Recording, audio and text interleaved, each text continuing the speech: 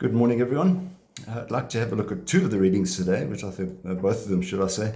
The first one is the one from the prophet Isaiah, from the book of Isaiah. Now, those of you who have studied the book will know that the time period over which Isaiah was written could not have been written just by one person. So, in fact, most people would talk about at least three authors of the book of Isaiah, and broken up into basically the times before the exile, the times during the exile, and the times when people returned from the exile.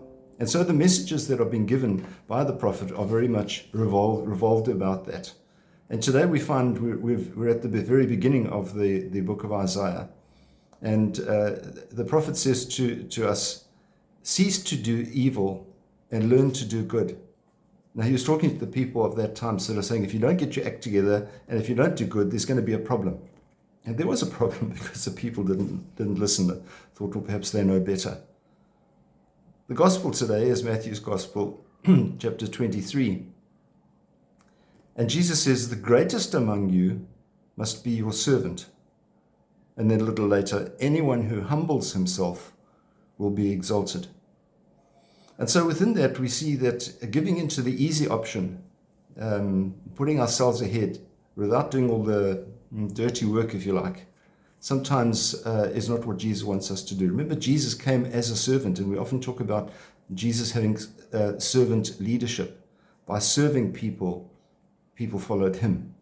By curing them, by performing miracles, they followed him.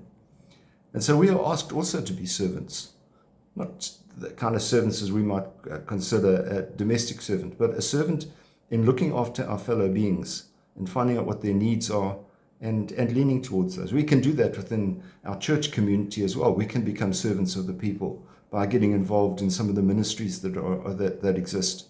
By joining the choir, an interesting idea. Let's try and swell our ranks in the choirs. By joining the ministry of hospitality. I know that I've been to some parishes and the ministers of hospitality are incredibly organized and very happy to see us, and they give you the book and it's all marked on the right page and so forth. There are openings for those kinds of things. People who could join the SVDP, the CWL, who could actually help by visiting the poor, help by visiting the aged. So there are many things that we can do. And in so doing, we do respond to Jesus' call to be servants. Let us remember that choosing things of this world is actually quite easy. Choosing the things of Jesus' world perhaps takes a little more hard work. And we are called to do that. So let's meet that challenge. We'll see you again.